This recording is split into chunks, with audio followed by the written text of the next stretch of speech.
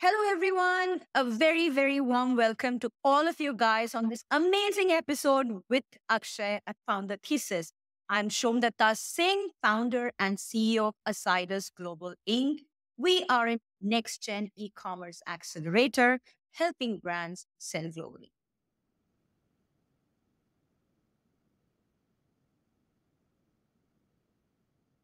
That's a very, very exciting question, Akshay. And I think the best people who are suited to answer this are my parents.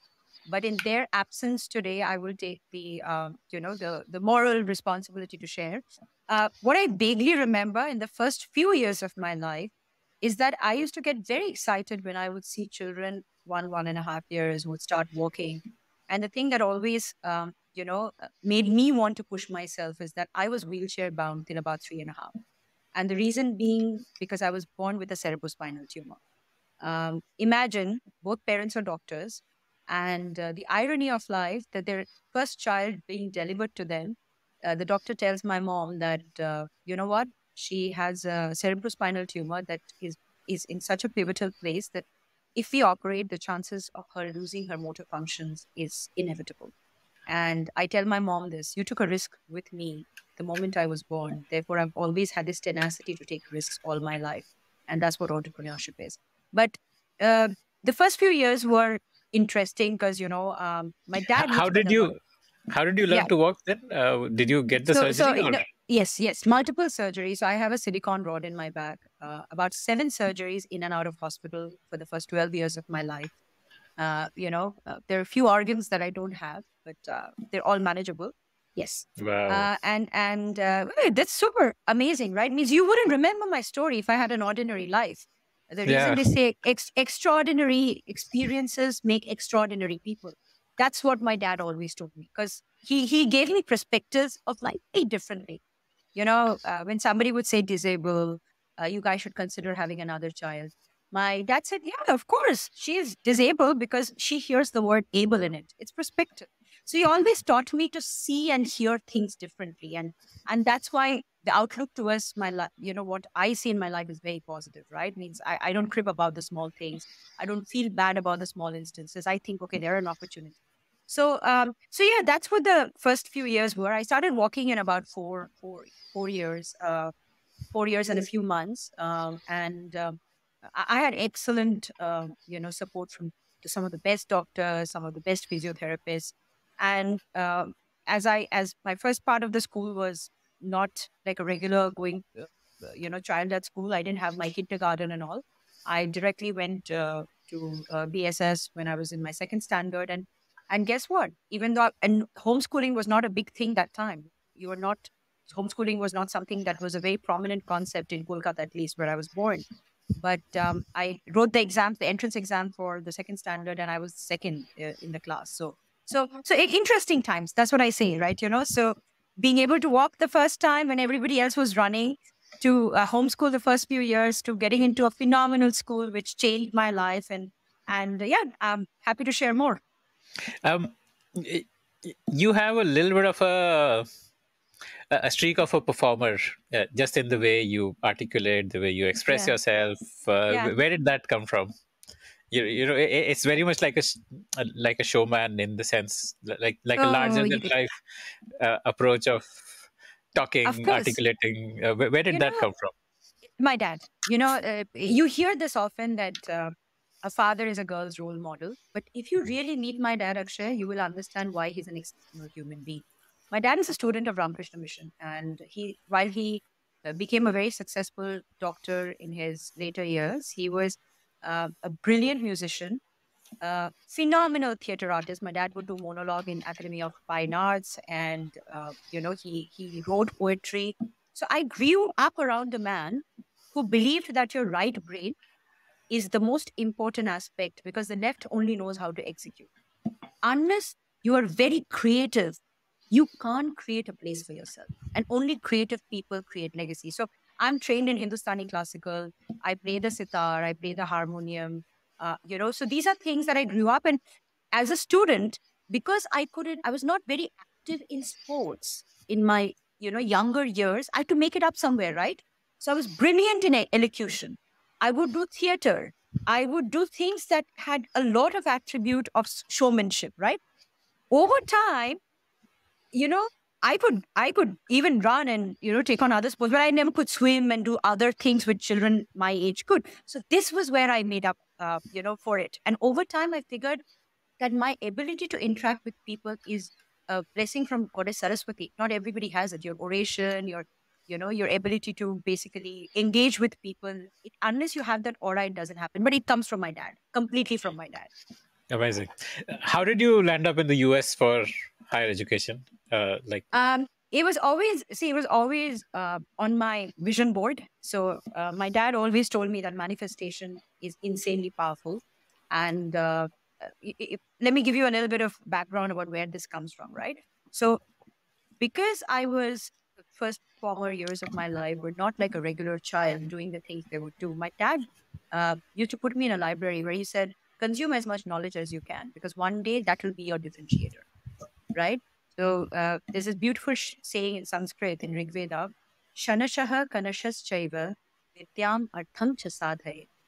Shanatyage kuto vidyam kanatyage kuto dhanam. A man or a woman is wasted if their knowledge is not put to the right use, and money is wasted if it doesn't multiply. So that's the grooming of my father.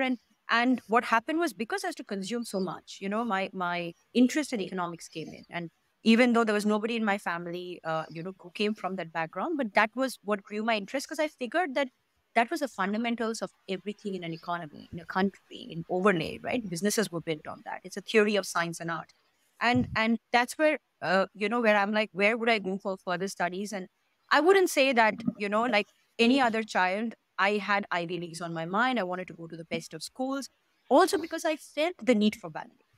I'm also not going to lie about the fact that today, if you ask me, I wouldn't have cared so much about going to US. But that time, it mattered because I needed validation. I wanted that stamp of a great alma mater, right? That I went there because I felt I wanted to be accepted more.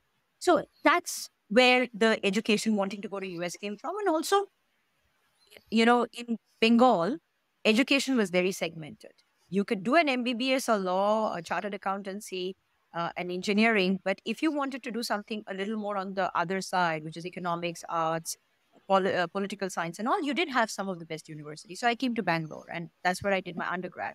But for postgrad, the goal was to get that stamp from a higher affiliate, but also be around people with whom I could learn more. That's again something that said that, you want to surround yourself with not just people like you, but people other than you, to kind of have that cross level learning. So that's why I went to US to study my postgrad. Yeah. And that's where you had your first experience of entrepreneurship.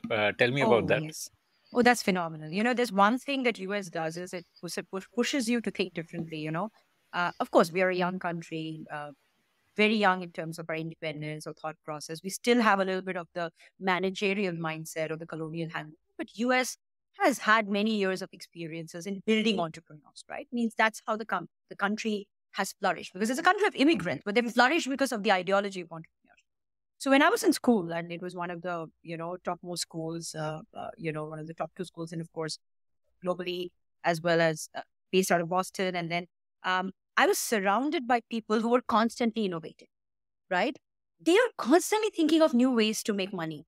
And it's a hustler mindset. You were doing an MBA? No, I was doing a postgrad. So it's not exactly an MBA, it's a master's in economics, right? So Okay, got it. it's master's in economics. I did an MBA even later than that. I've done multiple other masters, etc. But that was a master's in economics, in microeconomics. And I was surrounded by these people who were engineering grads, grads who are basically from MBA, and they're all thinking, they're all hustlers. They're all thinking of making money quickly, smartly, at a young age, to be more self-sufficient. And this school had people coming from many different backgrounds, not very illustrious money family. They were all taking talent from backward classes with the idea to make an impact and difference. And that's where I founded my first company with a co-founder who was an engineer, an ad tech company called Act, which within 2 years got acquired. We raised money, both from the institute and from external investors. But it was an amazing experience. At that age, I was just less than 23 years old, doing something with people who are smarter than him. I'm telling you very honestly, I had a co-founder way smarter than me, and he taught me coding.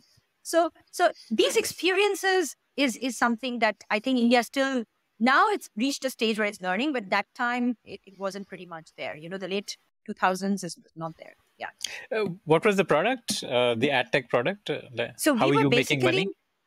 So we were basically helping FMCG brands identify the fastest ad network to monetize based on the product. So if somebody is promoting Clorox, right, they would figure out maybe the news channels are the best because that's where people spend more time and the product like that will convert there. For other brands, for example, something like Dettol, which is an antiseptic, or Brute, which is a what you call it? It's more of a deodorant. The channels for you to reach were very different, and we were just at a stage where social media was picking up.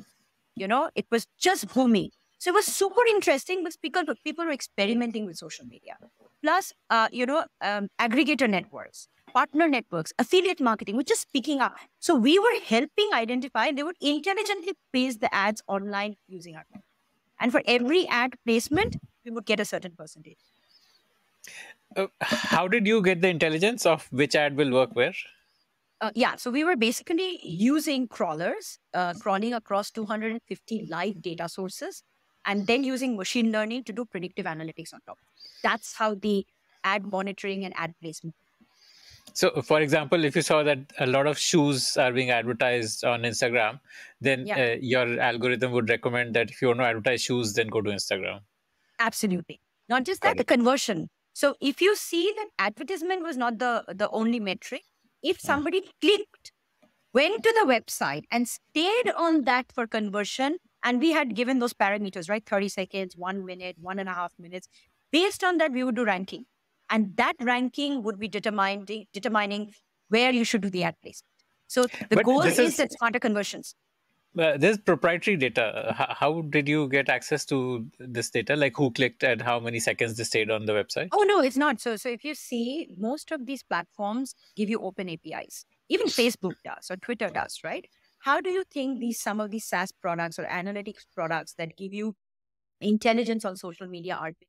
Is the open APIs, right? So you become a part of their joint development program using that API, and they can give you further access because they know that you're basically not utilizing it for any other, I would say, wrong intent or wrong data optimization process. So you basically subscribe, become a part of the joint development program. Even Google has. If you see Google's Black Box program way back in 2012, 2013 was about that. Developer APIs using their data for ad and content monetization because they're also aggregating data through third-party resources and projecting. So you're basically building a layer on top of the operating layer and using that for predicting. And so you were building an ad network, essentially like an InMobi? We were a little different than InMobi in a way that InMobi created an ad network. We were more a protocol-based behavioral analytics. So we were a recommendation engine, right? So we were basically recommending, like if they used an ad agency, they would use our recommendation engine to enable better optimization. While InMobi basically became an ad content aggregator platform and much more than that. Yes. So you would further work with an InMobi to execute the ads, and InMobi would share the commission with you. Absolutely. Okay. Very similar to that. That's a beautiful anecdote. Yes. Okay. Almost like affiliate marketing in a way. Yes. But you're doing predictive. You're predictive analytics, and you're giving the power to the brand because typically what would happen is agencies played in the dark, right? The brands didn't know what was happening, and you want to enable them to make decisions more intelligently. So it's more of the power to the brand than just the agent. Yeah. Okay. So which year was this company acquired? 2014. Okay. And you had finished your education by then? Yeah. Way. I'd already finished my education. By 23, I'd already kind of finished it and then stayed on for 2 years to kind of build this out, 25. By the time I was 25, it kind of got acquired and then I moved on, came back to India for a stint. Did you get a sizable amount of cash from the acquisition? I would say it feels good when you're a millionaire at 25. For sure. Wow, amazing. Yeah. Means, my dad until then thought I was crazy because I had a great job offer that I declined to pursue this dream. So kind of It feels good. Means, that you are able to tell your parents that what I'm doing is not just fun or whimsical, but it also has money and sustainability attached to it. Because, Bengali middle class Brahmin families, they care about that. They don't care about if you're wanting to change the world. Incredible, incredible. Yeah. Okay, so you came back to India 2014. Then Yeah. Well, 2014, that was interesting time. So I kind of started doing a lot of active investing. One of the things I got super excited about is, what can I do post that? So one of the things which I learned, building my first startup was, that the agency model worked very, very well. And I, on a side, invested in a company that was doing a lot of agency work for brands, but that was not my full-time gig. Like, that was unspun. That was not my full-time gig. I was very, very actively involved with startups, part of a lot of the mentorship program, Mass Challenge, which People agency Accelerate. was this that you invested in? Unspun. Yeah, Unspun. Unspun. Yeah, Okay. yeah. So this was basically working directly with startups and brands to kind of, what I learned from my first startup, kind of helping there. I was, of course, a large part of the equity holder, but not actively just managing it, having a team of experts and a CEO kind of managing that. And I was more involved in the startup acceleration programs, investing in startups like Tuki Taki, Pat, many of them, now Bold Care, Wiggles, you name it. I'm like, an investor in a lot of these brands. So I was doing that on my side, and then NASCOM happened.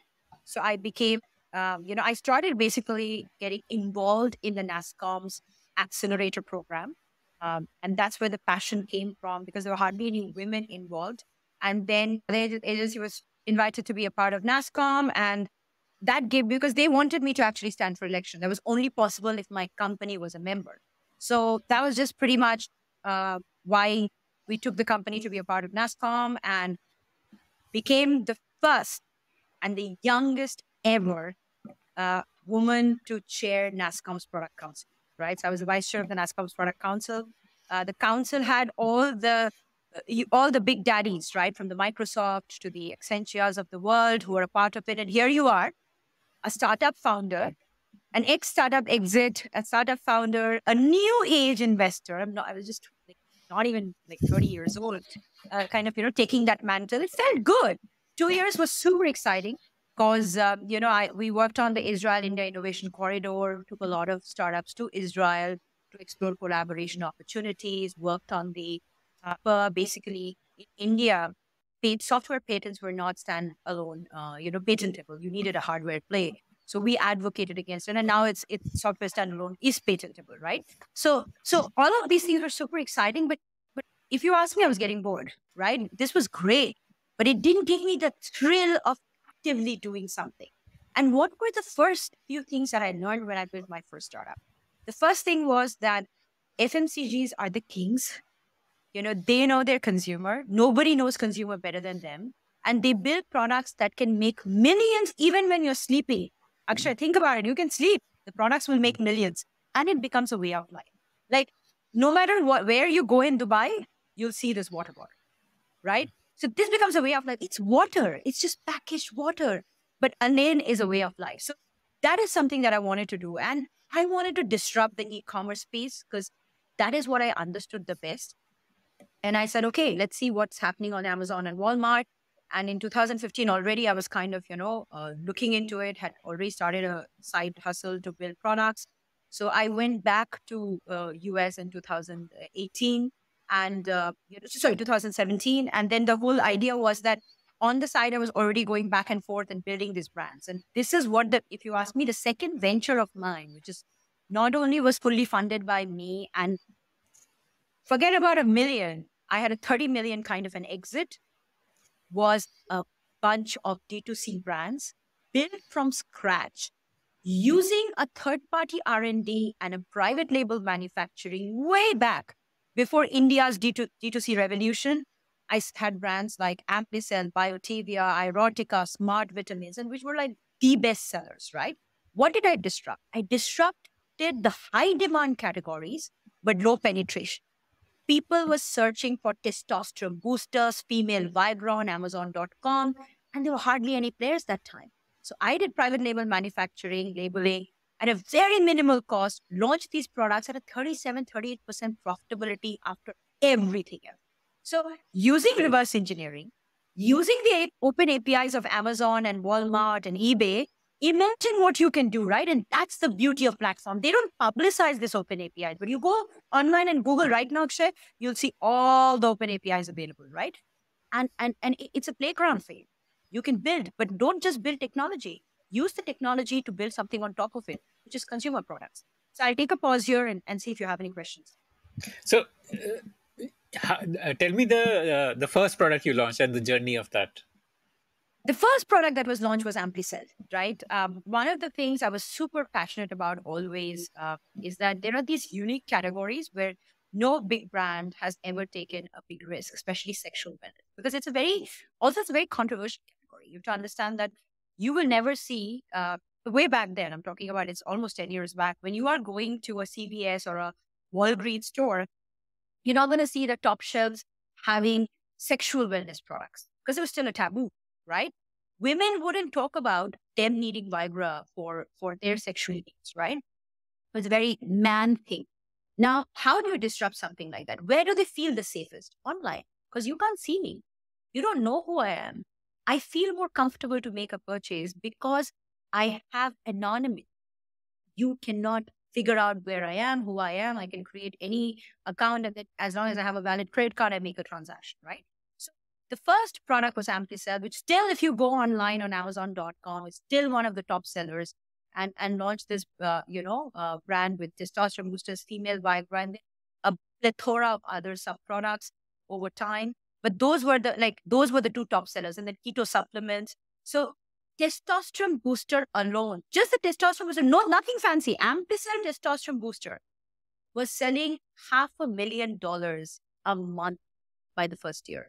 So imagine the, like, even now, if I just go online and do just a search and show you some of the brands you've never heard of, Akshay, they do 3 million, 4 million a month, and these are all private label brands. So the private label revolution in US started, and I was one of those first few sellers to kind of, become $1 million sellers. I figured out the map, how to do it, right? You kind of create, and then you basically sell through that platform. Even if you have a cost of acquisition, which is a 30-40%, still the markups are huge. Your cost of production is less than $2. Labeling and all will cost you about $3. You have marketing, Amazon fulfillment cost, another $10. You're selling the product for $19.99, a capsule of 60 capsules. Imagine, and it's monthly recurring, Akshay. These things, nutraceutical, health, beauty, skincare, consumables, are monthly recurring. They would do subscribe and save. So what is my cost of acquisition? Negligible. I acquire Akshay Mal once every 6 months. Every month you will get for the next 6 months the same products. So there's nothing more smarter than that. And the journey started with identifying high searched keywords, high demand, low penetration, and we use the APIs for that. We built a tool on top of it. Completely our own private tool, never sold it as a SaaS. But that's how pretty much the journey started. Okay. Doesn't this need some sort of an FDA approval or something? Like they're all so the way it works is, and that's again a brilliant question. So this is for all the listeners. Guys, license and approvals is a big myth that will burst today. How does it work? Is the manufacturing plant that needs to be FDA compliant? Is the R&D facility that needs to be FDA compliant? If you are starting up as a D2C brand, you typically partner with a manufacturer because no D2C brand that a private label has the money to set up their own manufacturing plant. It's the plant that has to be FDA compliant. If the plant and the production facility is FDA compliant, it has a stamp of FDA on it. Because remember, they will never touch an ingredient that they can't sell. So that's the fundamental. So similarly in India, the way it works is it's the distributor that has the drug license, or you need to have a pharmacist on record, in your facility if you're selling drugs, except for Schedule H. Of course, it's a different ballgame altogether. You need a FSI license to sell food products. If you're importing beauty products, then you need a CDSO license. So these are different licensing requirements. Now, licensing in India is very different than US's FDA compliance, right? One should not confuse the two. There's nothing called as FDA license. FDA is specific to the manufacturing facility and all. If you come to GCC, I'm giving you a little bit of extra gyan, Akshay, because, the whole idea is for people to learn. If you come to GCC, the distributor, or you have to have an entity here that has to have a trading license. On top of that, for every product that is consumable, beauty, etc., needs to have either a license or product registration from municipality, which is equivalent to our FSI, or MOH, which is Ministry of Health, which is equivalent to our drug license. So these are the requirements. And unlike India, you don't need to know every product. You don't have to register. In UAE and in Singapore, you have to register every single product. In GCC, because it's in Saudi as well, every single product needs to be registered either with municipality or with MOH, and they do a quality check. So these are compliance requirements which are very different than in region. Not going into Europe and Brazil and all, it's another ballgame altogether, but it's a good thing to know if you're a private label. Got it. Okay. You said this company was acquired and you got an exit of about $30 million. Yeah. In how many years did it happen? What was the ARR like by the time it got acquired? Like just a quick run through of that journey. Absolutely. So in the first year, so this I ran for about 4 years, Akshay, and the brands were individually sold out. So they were not like, one company acquiring. There was no Mensa, Thrasio when I exited. It is all through Flippa and SE International. So these are I would say, marketplaces where the brand meets a seller or a buyer. So if you own brands, you can list those brands up for sale. Then typically what happens is the buyer can be a company or can be an individual who wants to acquire that brand, which means you're going to give away your seller central access to them. They do a due diligence on the total seller, models, give you access to your seller central, will kind of, do DD on all of that with your tax returns, etc. Typically, the way the math works in US is it's on profit. So the valuation you get is 10x of your profit. So that's a benchmark. So it's usually on that and then you have your inventory. So there's a valuation for your inventory, how much you're holding, plus your trademark. So these are the 3 levels in which you get the valuation. And they were sold through FE International and Flippa. Some of the brands were acquired by now a very famous aggregator. I cannot name them, but a very famous aggregator now in US. But some were by individuals, and one of the brands, which was a sexual wellness brand, was acquired by a pretty large organization. So that's pretty much how the exit happened. But when you ask me the ARR, let me give you some of the math. The first year we did almost about 6.5 million across 4 brands that we had that time. By the time I exited, it was about 8 brands. But the sexual wellness brand always had the highest revenue because it had the most amount of sales, followed by a kids' health supplement line called Smart Vitamins. And then there was an Ayurvedic supplement line called Biotivia, and so on. So those were the top 3. And I would say the split was 60, 25, the remaining. And what was the ARR at the time when you sold? So 60% was, yeah. So combined ARR we were doing was about 18 and a half to 19 million a year. Okay. And you were the only founder? Yes, I was the only founder. I had a team, but never took external investments, nothing. It was all my money that I kind of, got from my first company that I kind of invested in. And that's kind of the exit. And the team had equity. So one of the things I'm always a big proponent of, Akshay, is that you may have founded the company, but you can't build a great company without a great team, right? So my team had a substantial part of the equity was for the team. Of course, I still always had the majority stake. So, but the team benefited a lot. Like one of my team members says he bought his first penthouse and the first car because of that, right? And that's my dream, even with Assiduus, what I'm building right now. That is each of my top employees can get a $10, $15 million exit. I know then I'm successful. My metrics of success is not making money for myself. If those people who have hustled with me get a great exit with me, then that's my vision of a great company. And this business became profitable from the first year itself? First day profit means I'll tell you the story, right? So when we listed the first product, we did about 5 sales that day because we had not started marketing at all. Straight 30%, 35% profit, right? Because no matter what you do, you have margin. So there are times when we would give discount. We would list it at like, let's say $19.99, give a 30% discount. No matter what, my cost of sale was never more than $10. So you can do the math, right? So it's a cost of doing business. And what was it? I didn't have an office. Most of the team were remote. I had Filipinos that were working for me. I had people from Africa that were working for me. I would hire people on Upwork and Fiverr that were working for me. And less than 5 full-time employees. The rest were all outsourced.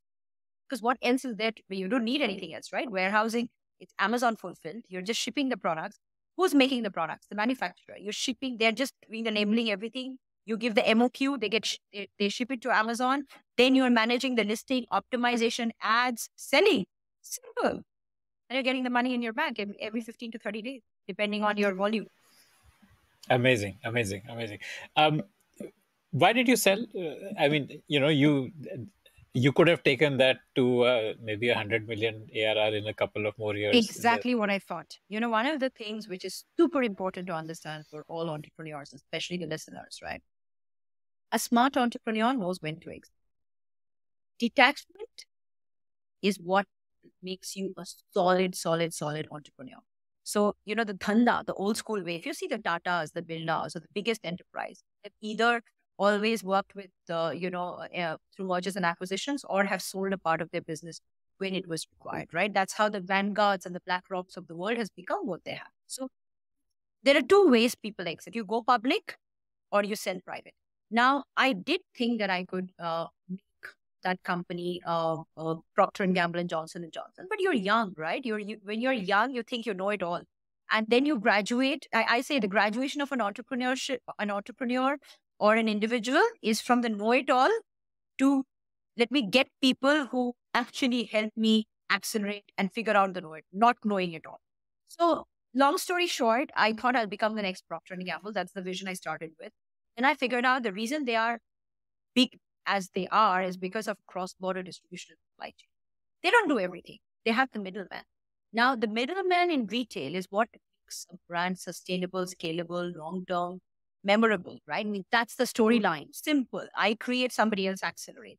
But nobody was doing that when it came to e-commerce. And just like, a few minutes back, I talked about the compliances, right? They're very stringent. So you cannot yourself get a drug license if you're manufacturer of the product. Also, you own the brand. So that's why you never see a pharma company own their own pharmacy stores. It doesn't happen.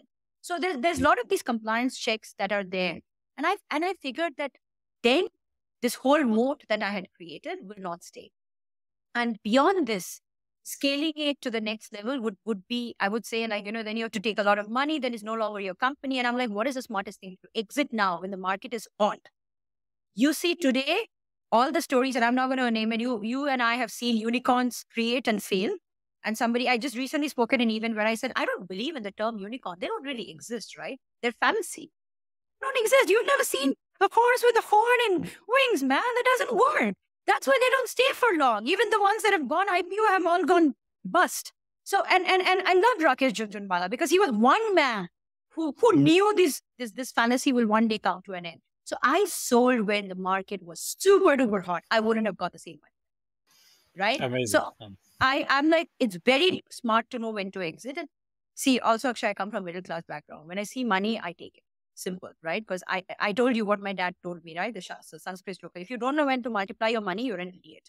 So I took that, I exited. And if I didn't have that money, I wouldn't have been able to build Assiduus, right? Means today it is a way bigger giant than I ever thought or envisioned it to become. And that money was necessary because nobody would have believed me and I would have gone and asked for money. Just to let you know and all the listeners that, entrepreneurship is a hustle. But as a woman, if you're looking to raise money, it's the worst hustle and it's not a worthwhile hustle to get into. Unless you have a very strong moat and profit on your books, you're unnecessarily going to be banging your head against the wall. And nobody's going to listen. And you know the story of Canva, like 100+ rejections. I don't have the time or interest for that. I'm like, I'm going to use my energy for the right thing. So anyways, I knew that was the right thing to do. I did it, took the money, put some as fixed deposit, some, funds that is going to give me a multiplication effect. I have some public market investments as well. I figured out one thing, that my FD should take care of my life. That's what takes care of my sustainability part, because I didn't take money, salary from Assiduus for the longest. Like until we raised the series, I used to never take salary from Assiduus. So that's kind of was my modus operandi, that my basic necessity should be taken care of. Then everything else is fun, right? So I can experiment with it. So that's kind of, how I exited by 2017, 2018, September 10th, founded Assiduus. I'm like, my mom and dad tells me stop. And I'm like, I've just got started. But I put my benchmark. 45, I'm done. right? I'm not doing this. After that, I have bigger plans and I'll share that with you. But yeah, this is pretty much it. Tell me the process of ideation for deciding about Assiduus. You must have evaluated ideas and come to a decision on this is what I want to build. You know, the reason the Kacha Banyans of the world, the reason Rupa underwear did so well is because need is the mother of invention. I do not agree with entrepreneurship that tries to create things you're not ready for. What was my lesson of wanting to take wanting to take my brands global? Was that you need a middleman. Now, the middleman in the world of technology is a middleware. Between the operating system and your last mile sits the middleware that acts as a layer that encapsulates everything, utilizes the data for efficiency, and builds an ecosystem on top of it, right? So that's what the Amazons and the Flipkarts did. They didn't invent something. They already knew people were buying in Walmart and stuff. They knew this need existed. They simplified it because people's time was the biggest asset. They knew that people want ease of doing transactions and ease of buying, and they made the ease of buying as marketplace. So what I did was I took that ease of buying on marketplace, wanting to take brands cross border because I couldn't take mine. I said, as a middleman, you can do it. So let me disrupt something. But distribution has existed for 300 years. Akshay, I didn't invent it. I just innovated on top. I knew this is a multiplication effect because one, clients needed, the need was validated because I had the need. If I, as a young entrepreneur, needed it, then imagine how many brands needed it, right? If they need it, and if a brand sitting in US wants to enter India, you think it's possible. It's not possible. It's a nightmare. That's why Amazon started their global selling program. But because the nightmare exists and will continue to exist, I'll continue to survive and thrive. So the business is the boss, not the founder. So I built Assiduus to be a business that will be scalable and sustainable because it's funded by clients and it is recurring need that will continue even if I die. God forbid. It's the truth. That's why the best businesses are built with your basic needs. Haldiram is big, Himalaya is big because they make your life easy, simple. The snacks that you would have otherwise, you're now having in a package where you know it's healthy and all. That's why you buy a Haldiram. So not that they invented that, right? It's they innovated on top of something that you already needed. So we recently featured Ace Turtle's founder Nitin. Ace Turtle would be a middleman, right? They've got like Lee, Wrangler, Toys R Us, Babies R Us. They've got these brands into India. So you want to do what they are doing, or not? You want to, do, but you are doing what? Like, what's the difference? So the only difference between Ace Turtle and us is that we are a full stack middleware. Now, Ace Turtle is like an enabler that does cross-border brand activation, right? We're not doing that. We're also the sellers. So what we do is let's say they're doing fashion. We're not focused on fashion at all. We're FMCG. We're in 20 countries. My goal is not to bring brands just to India. I am taking brands from Brazil and bringing to India, taking brands from India and going to US, Brazil, GCC, Southeast Asia, taking brands from Korea and bringing. So you see, I am a cross-border conglomerate that accelerate brands depending on demand, intelligently using technology in different countries. I am not going to get a Wrangler or a Lee just because India is a market I operated. No, if there is no demand, I wouldn't touch it. But of course, Ace knows there is demand, so they're doing it. We do the same thing in a cross-border, but we are the seller. We control the buying and selling of the inventory end to end from all these brands. And we even tell like for example, a Unilever, listen, this particular brand of yours is going to do better in this job. So we're helping you manage inventory and supply chain more intelligently. That's it. So Ace Turtle is actually doing full stack. Like Lee and Wrangler, they do everything from design to merchandising to opening stores to selling through e-commerce, even manufacturing. So the whole thing, basically what Reliance Brands does, like Reliance Brands. See, that's what. So we're not that, right? See, Ace Turtle is a digital transformative engine for brands looking to enter a new country that has its own issues, like what a Zilingo did in Southeast Asia to some level, right? We're not that. They don't exist anymore, but when they existed, that's what they did. They allowed you to find somebody who's going to do merchandising for you, do production for you. You're going to launch the brand. You're going to do marketing for them. But that's a very different business model. You're working with them as a partner for market entry and expansion. We are not that. We are working with a Unilever or a Reckitt or what to enable them to sell better on e-commerce marketplaces across the world by managing their distribution and supply chain. I don't know any manufacturing for them. They're already experts in what they're doing. I am helping them sell better, faster, giving them cost arbitrage and giving them analytics. I cannot name some of these FMCG brands, but let me tell you this. They use our data to decide on the acquisitions they're going to do. We are their partner for acceleration. We're not an aggregator. So why we're different than an Apparel or a Ace Turtle or some or Reliance brands is they are enablers to get market access. We are cross-border distribution and supply chain for sales acceleration, right? So when a brand finds it very hard to enter a market for production, they would work with an Ace Turtle to do that. Because India imports are so complicated. Unless you find a local manufacturer, it's very difficult for you to scale in the country. That's not an area we are interested in, right? That's why we don't do fashion, we don't do accessories or anything like that. We are an FMCG, HPC, health, personal care, consumables. We do a bit of home and kitchen, a bit of consumer electronics. These are big enterprises which are looking to reduce cost, to get better efficiency, to enter a market more quickly, and to not take the headache of managing the entire distribution and supply chain. That's why they work with us. Okay, got it. So, Ace Turtle is essentially India focused only. First thing, second thing, they are full stack from design to manufacturing to Yeah, offline. they're not to You are delivering. Yeah, we are not into designing, you're delivering, none of you're that. Yeah. online focused, e-commerce essentially. You are an e-commerce go-to-market channel.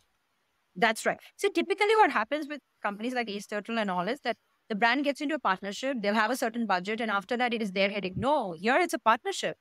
We don't buy inventory. We pay upon sales. They stay engaged with us through the whole process. We are taking them while they still are hooked into how to optimize, get better data, to do better inventory planning. So it's a very different model. Our goal is not to just take them to the market. They control their manufacturing completely end to end because they never want to let go of that. They work with us so that we help them with growth on sales on e-commerce and give them the data. Okay, got it. Interesting. Tell me about the first deal you cracked for this. What was your go-to-market?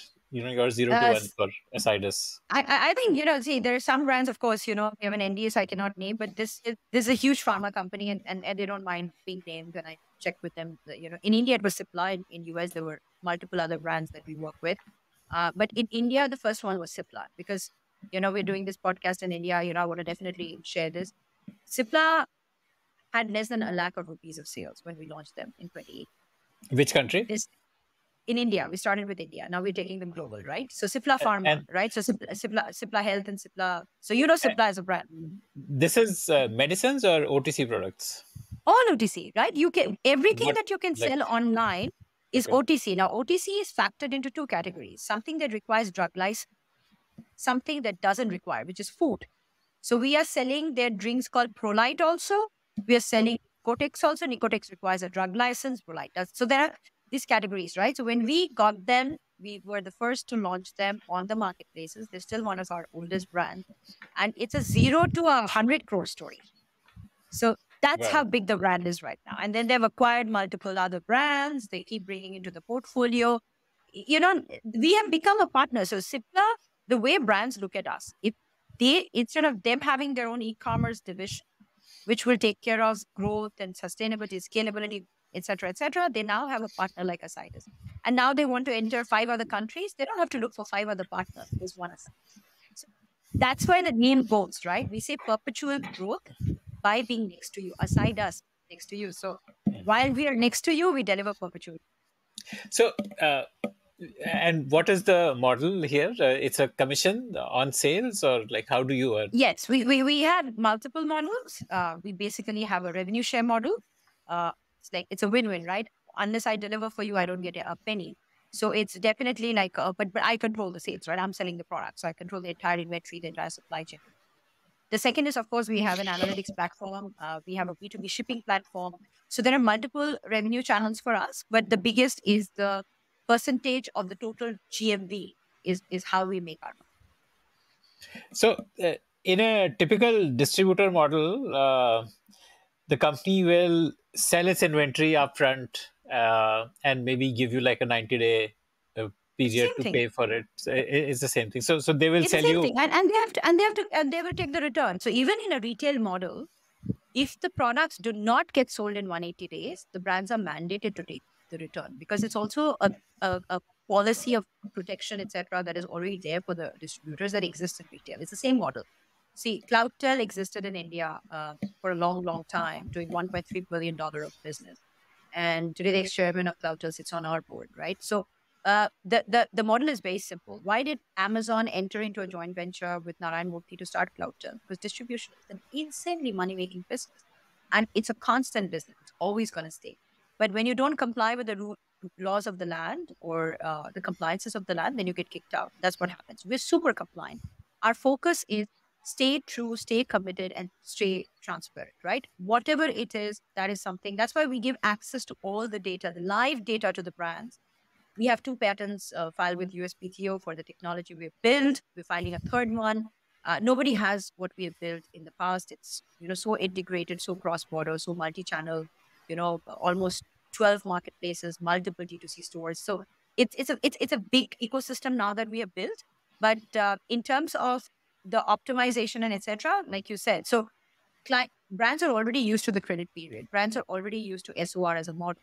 We're just kind of amplifying on SR that. is like sell or return. Yeah.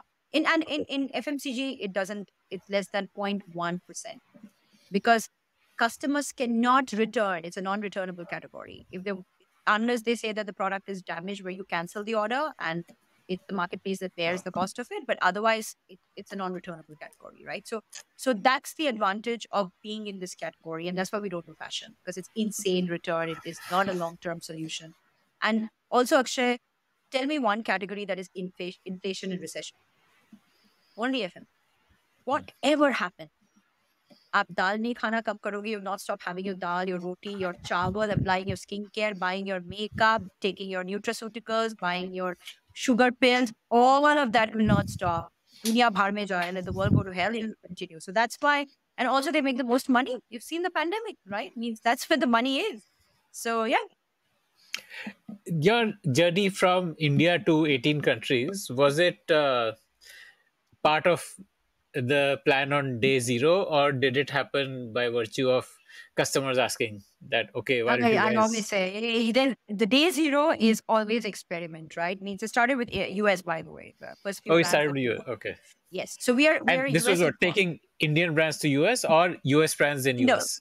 Yes. US. So we have three models: home country, home brand, home brands, home country plus cross border or just cross border. So there are several brands which does the home countries themselves, but we only do cross border for them.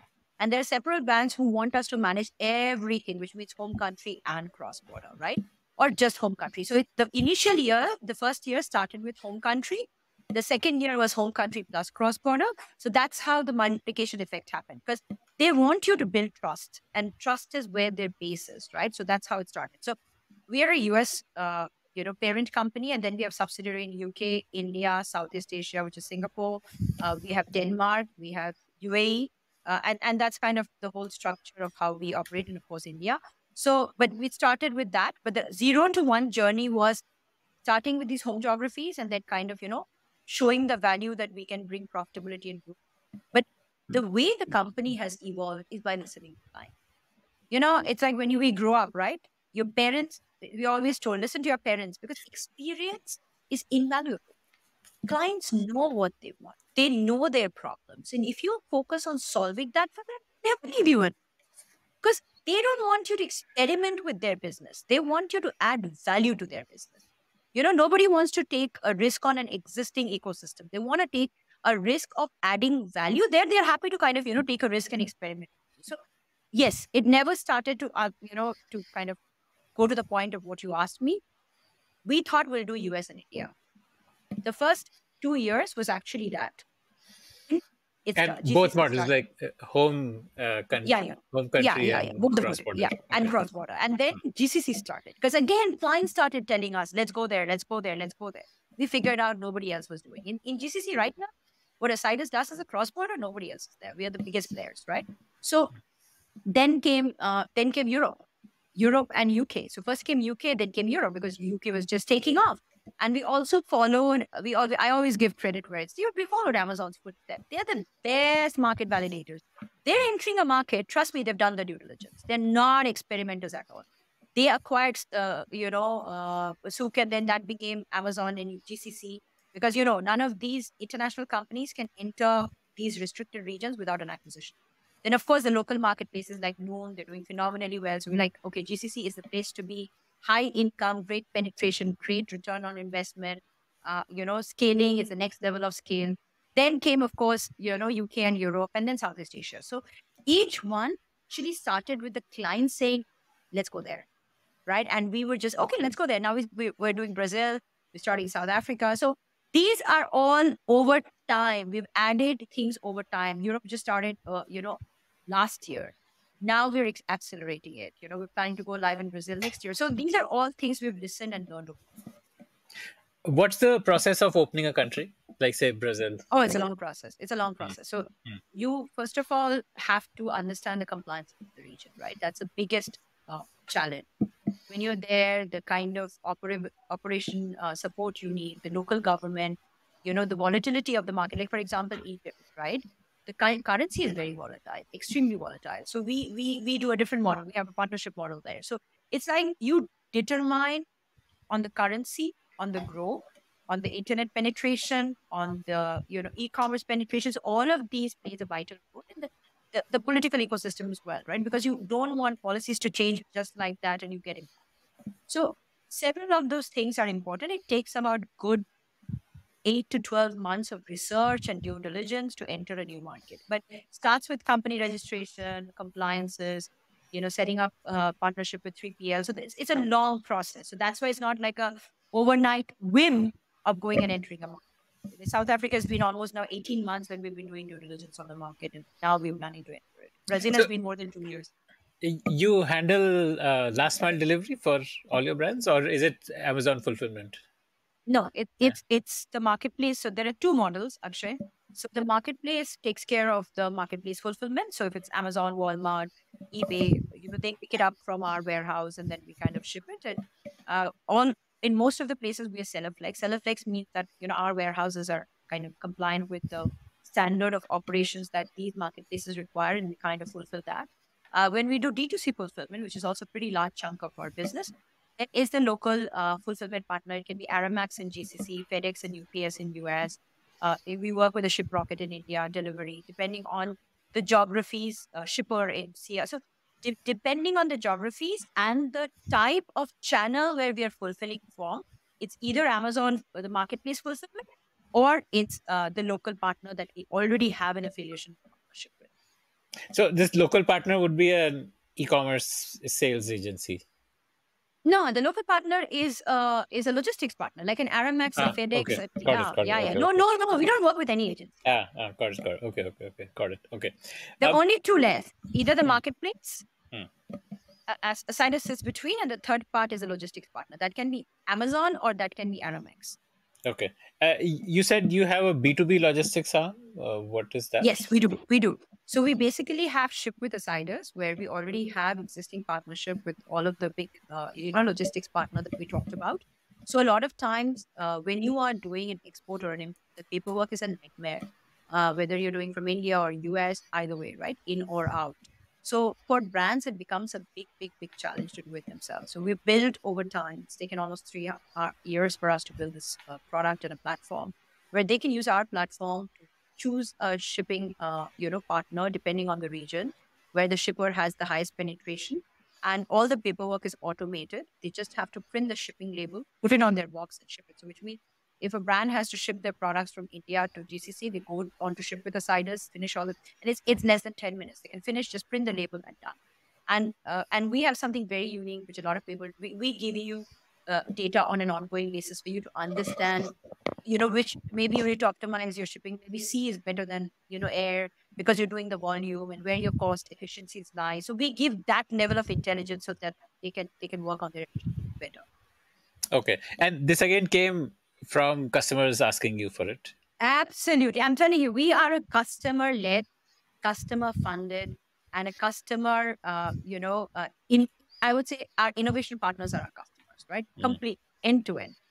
We're super grateful that when we raised our Series A, we had some phenomenal, investors who believed in us. But that money is going for scale. So we've never burned, we'll never burn. We're insane. We're PAT positive from the second year of our operation. From the last 4 years, we've been a PAT positive company. So we were very reluctant to raise, without being prudent. So when we wanted to raise was because Cloudtel exited and we wanted to make the market there. So yeah, long story short, it's totally, you listen to them, they're the best teachers. PAT positive is same as EBITDA positive. No, they're not the same. Okay. EBITDA, it's a beautiful thing about, accounting. EBITDA is your earning before tax amortization. What you're left with, sometimes you may be EBITDA positive. After that, you're left with zero. Why is After that? all of taxes are, after everything paid, we still have money in the bank.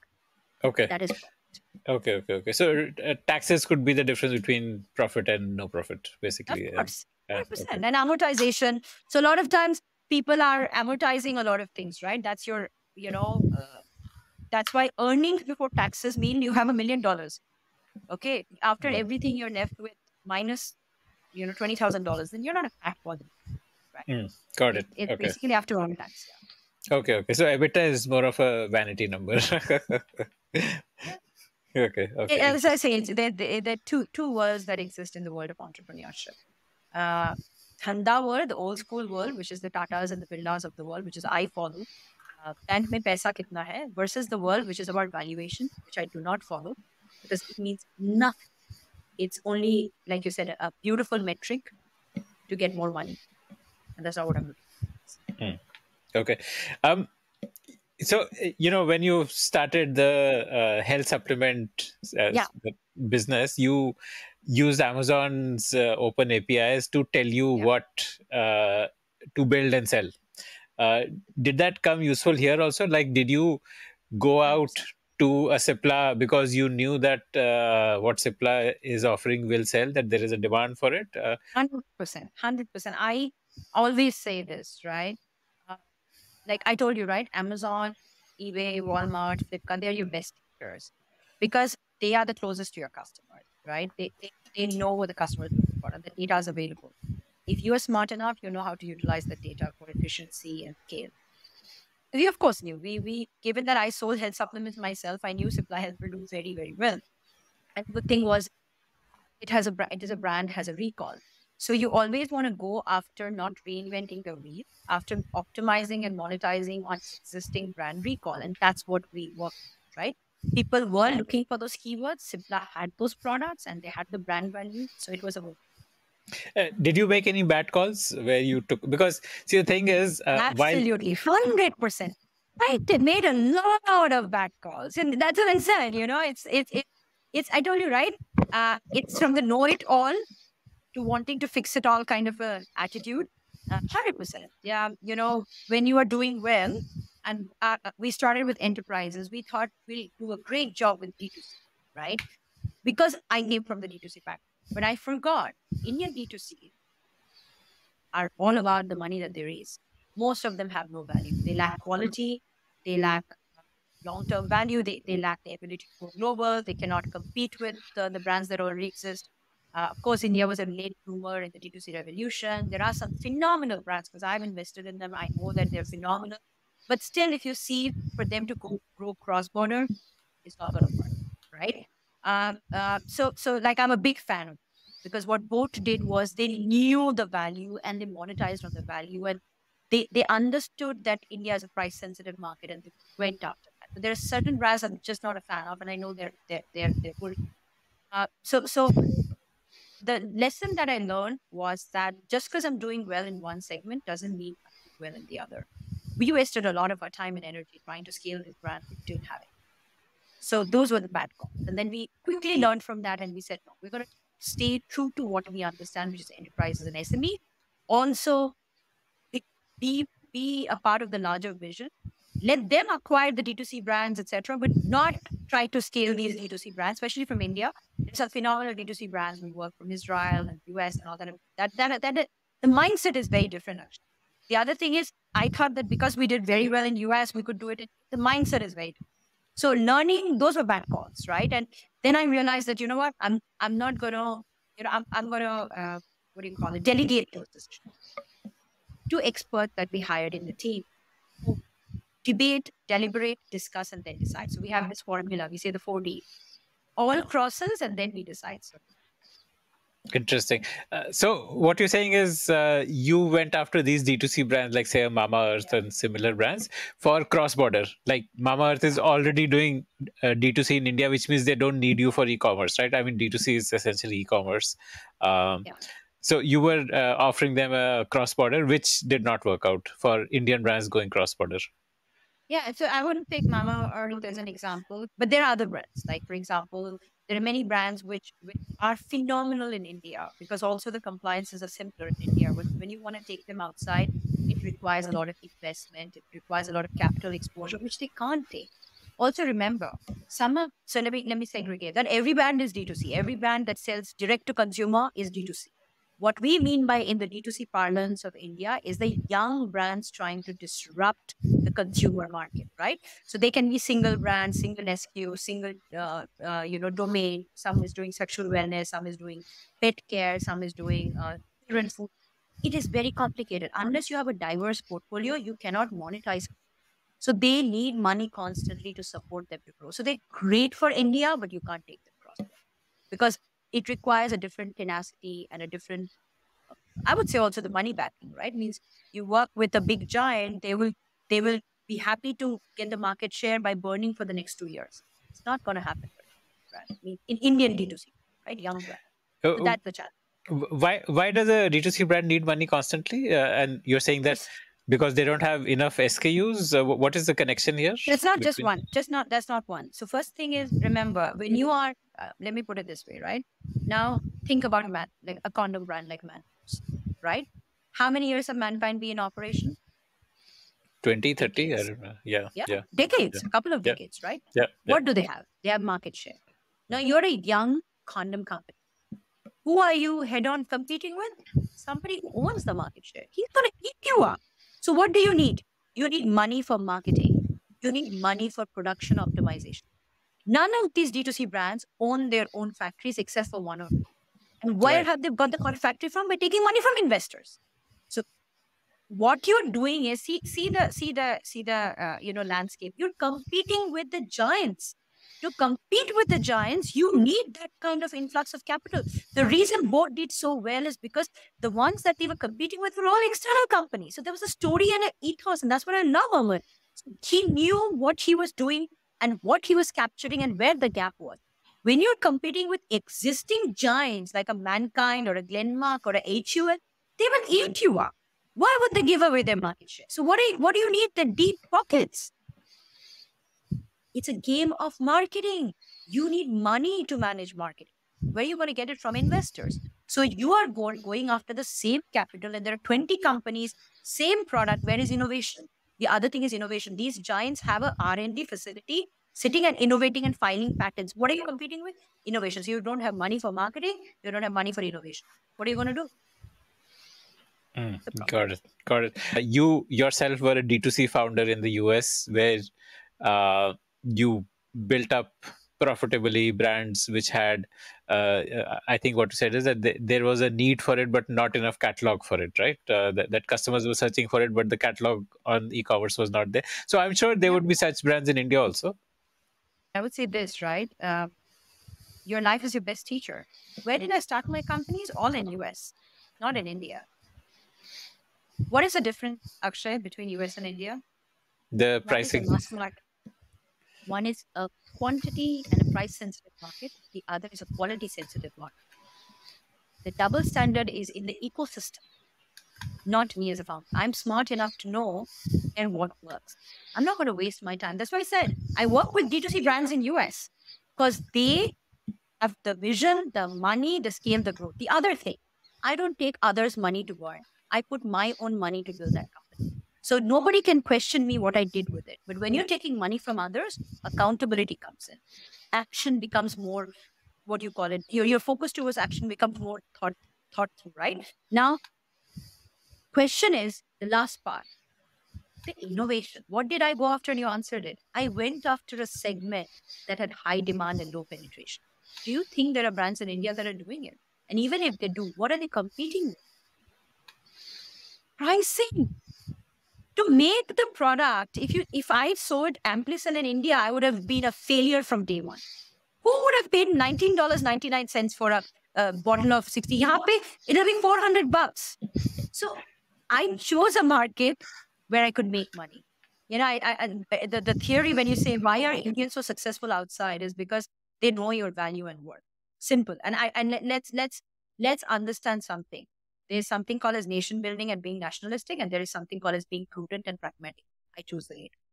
I love my country, but I know what works and what works. I'm not here to disrupt something. And like I said, a true entrepreneur doesn't try to change the world. A true entrepreneur tries to change a small, low-hanging to optimize and scale the world. That is a smart. Amazing. Okay. So what you're saying is that the fundamentally Indian D2C is not, these are all companies which eventually will get acquired and that's how they'll reach scale. Like when an FMCG company.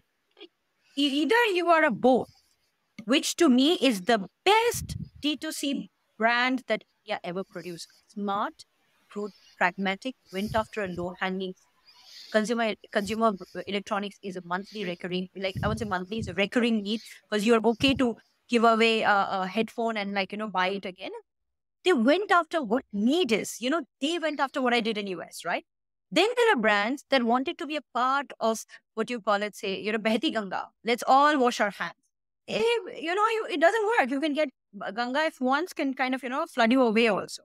But the point is very simple what you asked. There are some great D2C brands. Like I love Slurp Farms. I think it kind of went after a very, very good segment, which is mothers wanting to give their children good quality food, and their quality is phenomenal. The second thing that you asked, I think some of the founders were super smart. They built because they wanted to get acquired, like I did, built to exit. There's nothing wrong in that. They were not all looking to go IPO, right? They were looking that I make a good exit. And there are enough stories of exit that has happened over the years. Endurama's getting acquired by Cipla, Oziva getting acquired by Unit. So there are smart, amazing stories. But I give kudos to those founders because they were building to exit. They at least know what their modus operandi and exit plan is. But those that are thinking, oh my God, I'm going to change the world, sitting in India is not going to happen. So there are some great examples, and I think that is enough. Less than 10 years, if we have produced a boat and a surf farm and an Oziva and an Enduramas, I think we've done a good job. So I don't think India is in a bad state. The US has taken many years to get there. It's just that some of the new age brands that are trying, here I think entrepreneurship has become more of, oh, you know what? It's fancy, sounds sexy, let's do it. Then, paisa banayenge kya? That is the problem. Got it. Interesting. Okay. So coming back to Assiduus, you said you have a couple of patented technologies. Just talk to me. Patent pending. So okay. We have already, so we are, one is coming this year. The other one is early next year. So we have, So why I wanted to correct, because, haven't got the patent yet. It's patent pending. The application is already accepted. But in USPTO, the way it works is after your application is accepted, there's still a process if people want to raise concerns, etc., because the patent gets granted for a 10-year period. So that's kind of it. I'll let you ask the question. What are these technologies? So without delving too much into it, the first is the entire stack of from listing automation to the fulfillment delivery with multiple marketplaces that we have built is first of its kind process patent. We have a patent for Ship with Assiduus. So we basically have a multi-platform patent for that in terms of the automation of what we have. The third one that we have filed is the data. In terms of what happens is we do predictive analytics on inventory planning and fulfillment, etc., which is over time become super, super strong because we use machine learning. So that entire innovation is something that sits at the back end as an operating system that enables the rest of the system. So your first one is like when you onboard a brand, there is a way for the brand to choose that I want to sell in these 5 countries. So that can tell you if they are the right countries for you or not. So it can actually help you identify based on SKU. Imagine it can even tell the brand that you have, it leads the label and tells you, so that's where we use AI, tells you this ingredient is a banned ingredient in this region. You can't sell it. So you can't sell it as testosterone booster or ashwagandha or shilajit GCC without taking special approval. So it can even tell you that so you don't waste your time. Amazing, amazing. So, like the journey of a brand from deciding to work with Assiduus till going live on e-commerce platform, that journey is what you have created Completely. like a process We have a flow. process patent. Okay, okay, The okay. backend, how the engine talks to the different streams, how the data flows. It's basically an algorithm around it that we have built, which is what we have. How does it happen? Like, if a brand comes to you and then they go live on e-commerce platforms, what's the journey in between? So, so first is we do like the seller qualify, right? We decide which SKUs. Once we have decided that, we give them a projection. Again, the machine over time has enough data to predict what we can sell, how much volume we get. Once that is done, we give them the purchase order, the brand supplies the goods to us. And after that, we have a listing automation platform where you can upload one CSV file and it can get published across multiple countries and marketplaces in less than 20 minutes. Once that happens, then optimization happens. That's where the manual intervention comes in. So while the machine does the upload and tells you that this is the right way to list, but you have to have a human intervention where it tells you, should I accept or should I decline? So that's the only human interference we have. And then after that, it kind of as the orders start flowing in, we basically the closest warehouse based on the customer's PIN code will identify the order from which platform warehouse should fulfill. The logistics partner comes in twice a day, takes the order, ships to the client. Everything happens in less than 48 hours, pretty much. And then if you're the brand, Akshay, you sit just like you are right now, log into the dashboard and watch live data on what is happening with that. So whether I'm selling in Japan or Singapore or Europe or UK or US, you know exactly how many units, how much of sales, fulfillment data, cost of fulfillment, because we run the ads, you get to see keywords we have built out. So we give you full transparency. And then if you want to change the pricing, you can play around with it. The goal is it's still your baby. I'm the caretaker. It's a joint, you don't lose control on your baby, but you also need me as a governess to take care of the baby. So that's the whole idea because you don't have the time and want to do that. Okay, interesting. How does the product get to different countries? Like if they want to start selling in 5 different countries, so you will place a purchase order and then you will It depends on the brand. Yeah, it depends on the brand. So either the brand can ship the products to us directly into the country, into our warehouse, so that they get the export benefit, or we can be the exporter and importer on record. It's flexible. Okay, so you buy it in the country of origin and then you export it is the one option, That or is the one brand will way. The second is the brand. Like for example, somebody like a Unilever, they're international. They can give you anywhere the products, and then you start selling. So, yeah, it depends. We have that full flexibility. We allow them to. Okay, interesting. Okay, got it. How do you do cataloging in an automated way? Is there an API, or I Yeah, thought it's an API. Amazon would? One of them has an API. No, you can. Catalog is an API, of course. So if you Okay. hear all these SaaS products that were built to do catalog, it's because they give you API, right? So the thing is, we are not a SaaS product. We don't sell the product. We are kind of a platform as a service, a PaaS. So we kind of use the APIs which is already integrated into the OMS, WMS to kind of build everything. Okay, so something like say Unicommerce, which is a SaaS platform for managing your e-commerce sales. So they have an API through which they do the catalog creation and all of that. Okay, Absolutely. okay, got it. Okay, that's clear to me. You also spoke of an analytics product. Can you just That's spend a right. minute on that? What does that Absolutely. do? So we have like a seller hub. So that's what I said. As a brand, you can log in and see what is happening with your brand at an SKU level in multiple countries and marketplaces. One uniform analytics. So it's like a unified dashboard. No matter if it's your D2C store, can be Shopify or any other store, or your Amazon or your Walmart or your Flipkart, all integrated into that. So whatever sales, whatever market basket, repeat purchase, PIN code, where's the highest? Imagine you can even figure out, maybe you didn't even know that Calcutta has the highest concentration of customers buying your products. So you want to do a retail activation. So now we've changed the secondary data to become the primary method But doing offline activations, imagine how we've turned it in the head, right? So that's online. So you can see it live. So you have the confidence that nobody's playing around with your brands. There's no manipulation of data. Okay, interesting.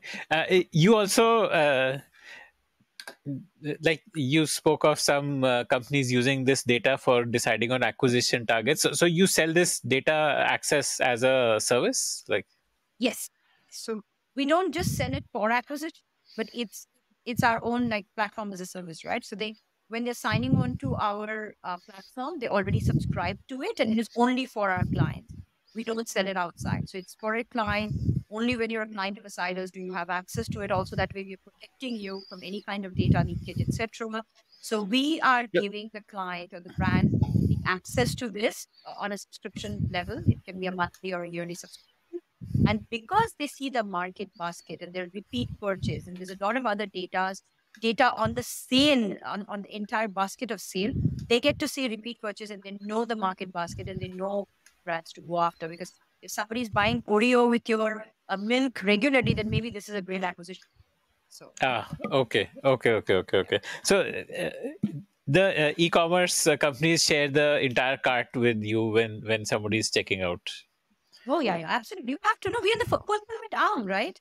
Except for the logistics, the warehouse is fulfilling products through But us. so this is like the cart of products that you are managing, not the cart of his the customer. Like he might be buying 10 things, out of which 5 things are being managed through Osiris, the other 5 are not. So you'll come to Remember, know those yes, 5. but you know the no, you can buy you can look at the full cart. So basically, Akshay, you go to Amazon, you are picking up a Cipla product, and along with that, you buy another brand's product. When both the sellers get, whichever the brand the other seller is versus an us, whichever whoever gets, they see the full order. I will fulfill Cipla, and the other brand will. That's how it works. Ah, amazing. So Yes, that's yes, very rich data which you have then. yeah, yeah, of course, of Amazing, course. amazing. Okay, got it. Cool.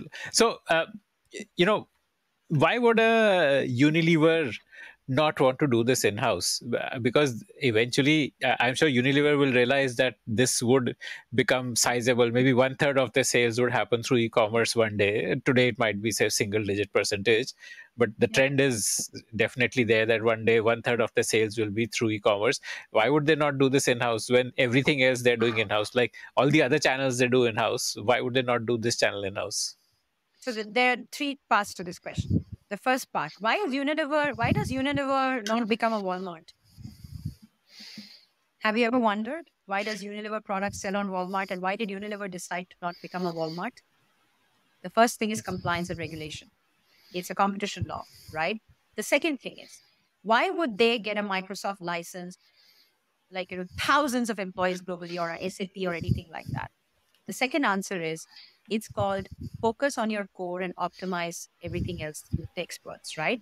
The reason multiple companies over time has come and evolved and grown is because everybody wants to focus on their core. If they want to do it all, then they will never be able to build a healthy bottom line. It is called the economics of scale. The third part is Unilever doesn't do it all. That's why they have a distributor in between. They create, it is the retail distributor that takes the product to the wholesaler and the retailer and accelerator. No matter what you do, Unilever will always find a way to make their bottom line more healthy and profitable and have an expert manage the entire supply chain so that they can focus on their core, which is building and buying products. Got it. So offline is already happening like this. There is a person in the middle who is. Distribution, as I started the podcast by telling you, distribution is a 300-year-old industry. That's why I quit my brands and started this because this was a given demand. We just had to figure out a way to automate, optimize it. It's never going to go away. Right. Interesting. Do you see an opportunity of getting into offline distribution? Because I think offline distribution is totally unorganized, right? I mean, there's no large player there. These are like each region would have one, like Delhi You might have always one. have to have, I think each region will always have that because, again, there are laws, governing laws that kind of manage it. Offline distribution is a different giant by itself. Of course, in future, we'll definitely consider omni-channel to partner with offline distributor because we get exclusivity for most of the brands we work with. And when we get them into a region, we can still control the online, and the offline distributors can buy from us, but we'll never become the offline. Because remember, brands work with us for data. You can't manage data there. So when I fulfill the purchase order for the offline distributor, I will know that this is the demand I've generated, and that's where the data will end. You can't go beyond that. Also, Akshay, why to bite more than you can chew? This itself is a $15 trillion economy. I'm just looking to do $1 billion in GMV in the next 8 months. So you're saying 15 trillion is global e-commerce market size? Yeah, Okay. for HPC. I'm just talking about HPC. That's the TAM. What's HPC? Sorry. Health, personal care, consumables. So that's an FMCG. Okay. That's 15 trillion. So Well. even if I do 20, 30 billion in the next 4-5 years, see, I am not here for valuation game like I do. I believe slow and steady wins the race.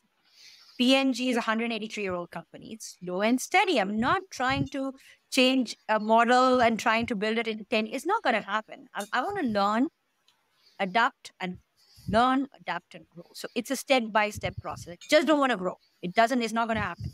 So we are very, very, very, very prudent. That's why passion and prudence should go hand in hand.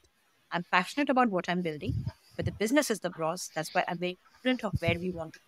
It's a step-by-step process. We're not looking to change or just because it sounds great on books to do things. No, we want to stay profitable. That's my bottom line.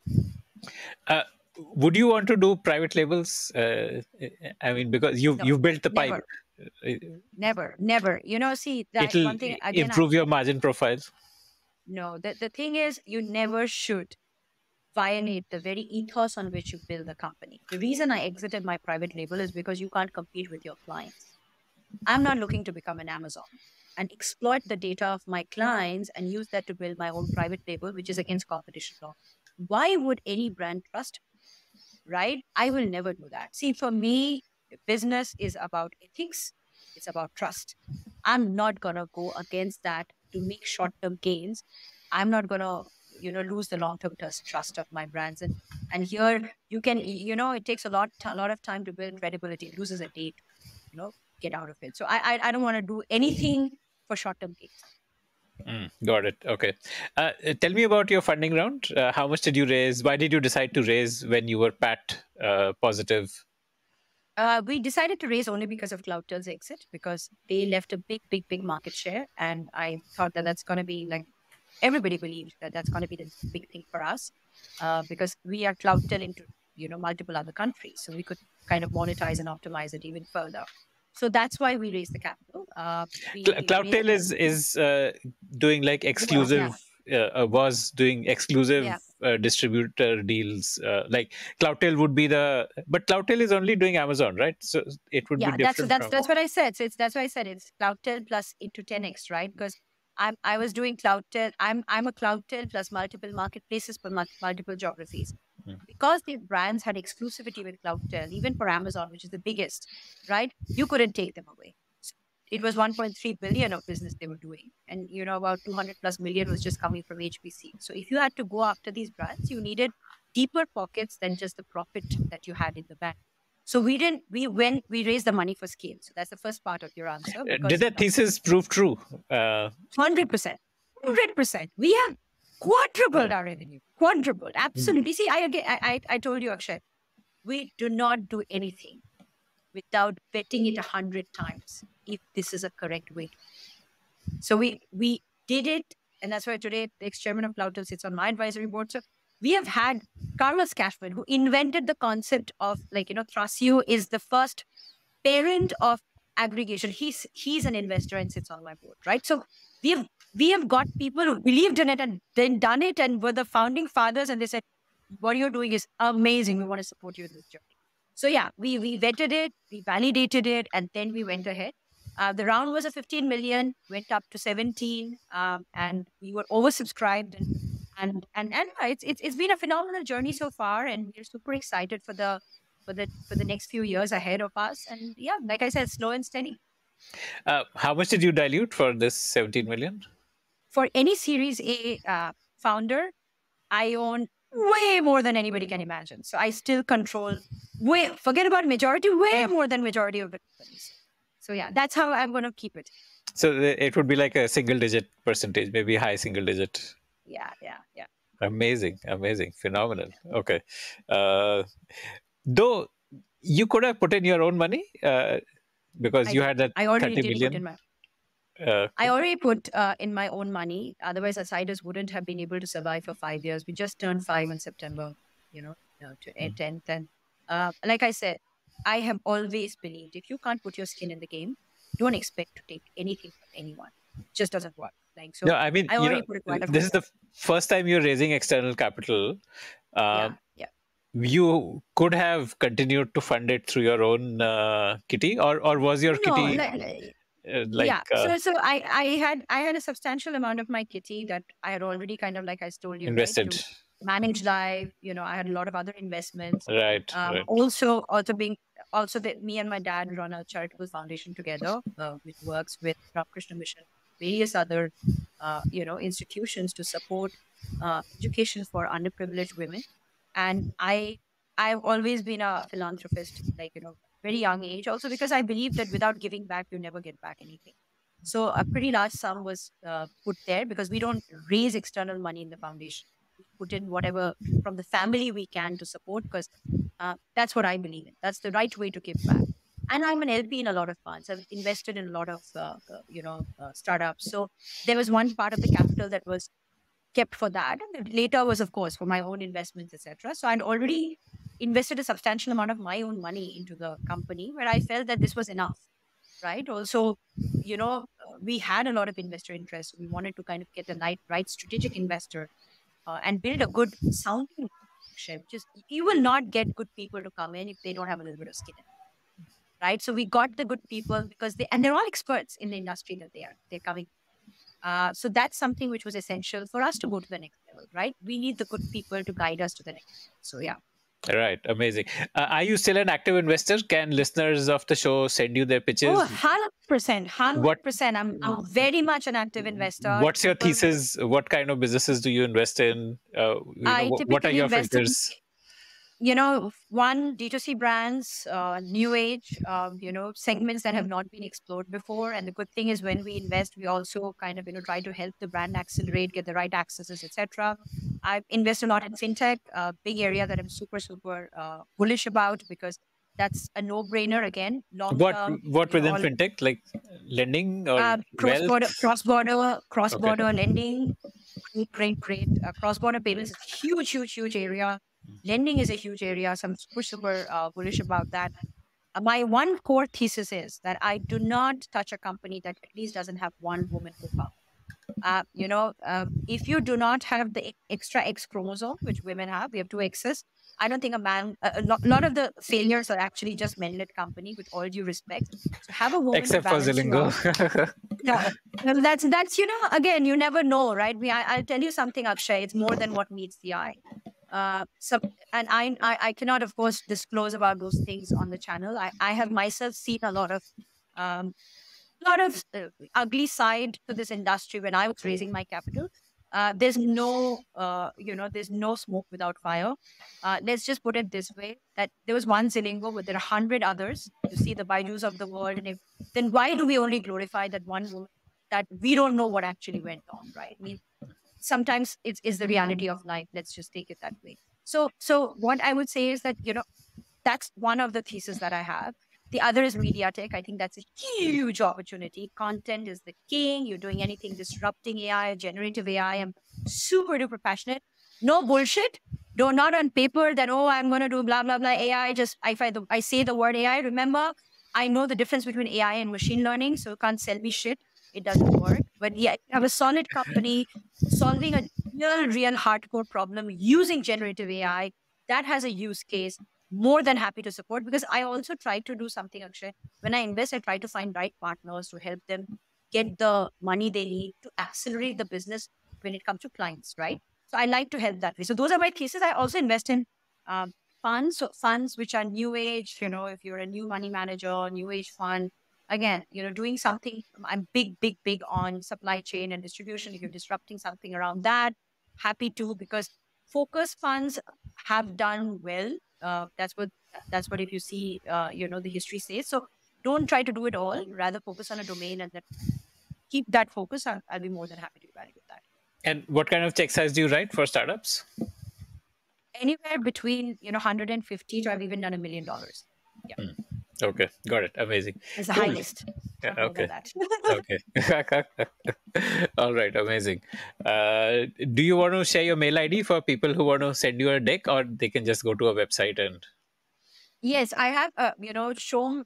So drshomdatta.com is my website. If you just go to contact us, I have a team. It's not personally me. I have a team that basically looks into it, but they're super responsive. Usually get somebody, if the thing is interesting, no fav, they get back within 48 hours. And I also want to be absolutely honest, Akshay. I do not go into the first pitches until it has been vetted by the team. Then I like to always meet the founder, have a cup of tea, not just Zoom. I'm a very in person. I'm still very old school that way. I believe until you sit across someone, you never get the vibe. So yeah, that's how it works. We don't do more than 6, 7 investments in a year. Picky, but those we do, we kind of want to support them to kind of scale and so on. So yeah. All right. Amazing. Cool.